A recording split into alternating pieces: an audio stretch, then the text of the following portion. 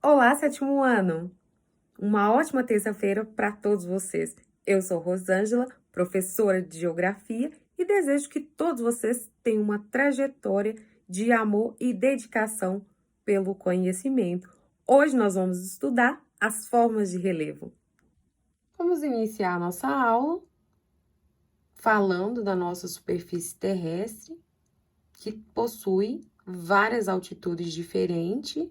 Nós temos lugares mais baixos, lugares mais altos, e por isso nós chamamos de formas de relevo, como vocês podem ver aí nessa paisagem.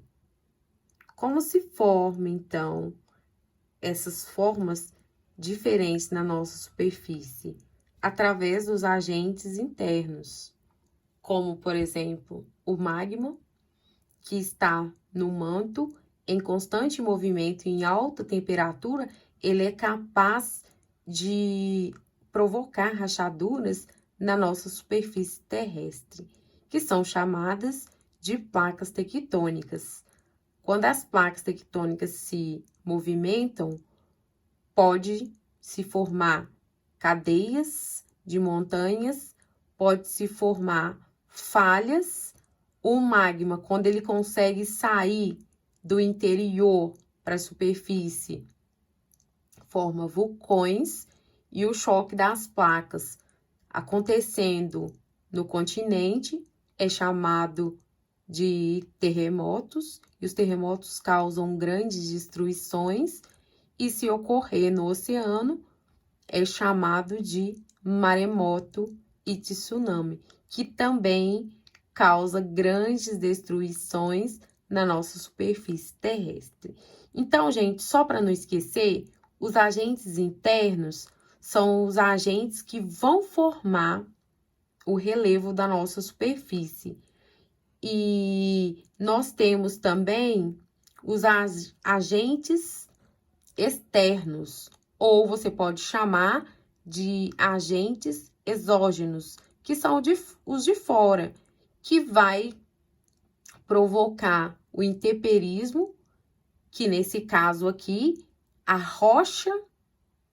rochas que nós temos na nossa superfície, elas vão ser alteradas, elas vão ser fragmentadas, e aí ocorre o processo de erosão que vai terminar de desagregar a rocha e transportar a rocha e o solo para os locais mais baixos do relevo. Olha aí, os agentes externos, que são a chuva.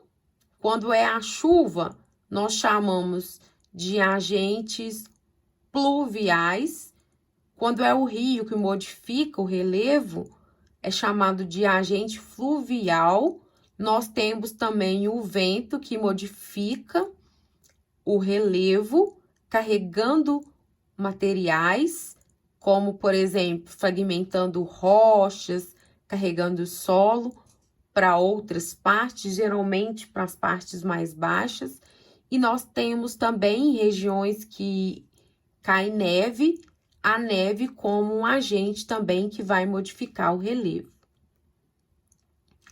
Aí, ó, a ação do vento, a erosão eólica, que deixou aí na paisagem o Morro Testemunho. A rocha mais resistente foi a que ficou. Nós temos também a erosão marinha, que vai ocorrer no mar e vai deixar também um Morro Testemunho. O resto do material já foi carregado pela água. Nós temos também a erosão eólica, que eu já falei, tô repetindo, desculpa. E aí, gente, ó, o intemperismo, né? O sol vai bater na rocha e vai provocar rachaduras. A água da chuva também provoca rachaduras e vai provocando o intemperismo através dos reagentes químicos.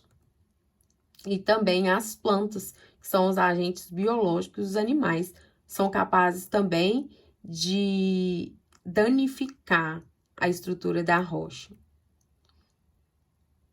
O gelo, modificando também a paisagem, o relevo. E o ser humano, a ação antrópica também, que é capaz de modificar o relevo, tirando a cobertura vegetal, tirando as árvores. Tá vendo aí esse solo? Como a cobertura vegetal foi retirada, o solo ficou propício à erosão e ao intemperismo.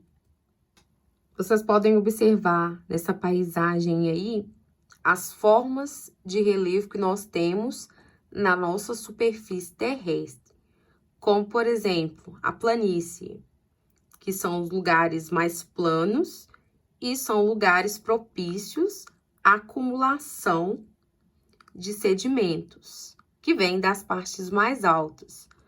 Nós temos o planalto, que é uma superfície relativamente plana, é uma superfície mais antiga, no qual está sofrendo um processo de erosão. Nós temos também as depressões. Nós temos dois tipos de depressão. A depressão relativa, que é aquela que não chega a atingir o nível do mar, e nós temos a depressão absoluta, aquela que é abaixo do nível do mar. A depressão, ela é percebida de forma bem fácil na paisagem, porque é um lugar mais rebaixado. Vamos imaginar aí um grande buraco.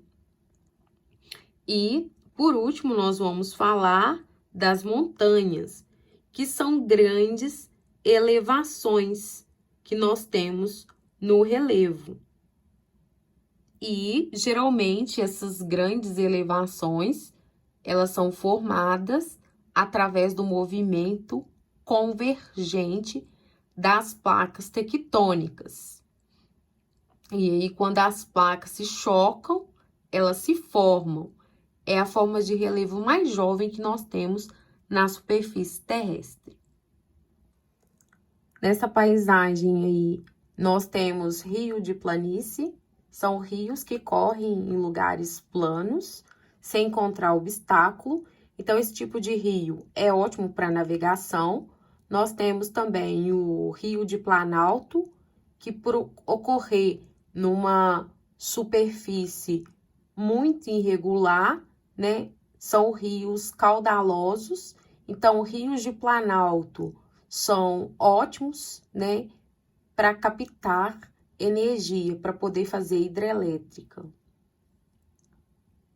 Mas lembrando que não é porque é um rio de planície ou um rio de planalto, nós temos que fazer tudo com cautela, porque o nosso planeta Terra é a nossa casa e nós precisamos do planeta para continuar vivendo.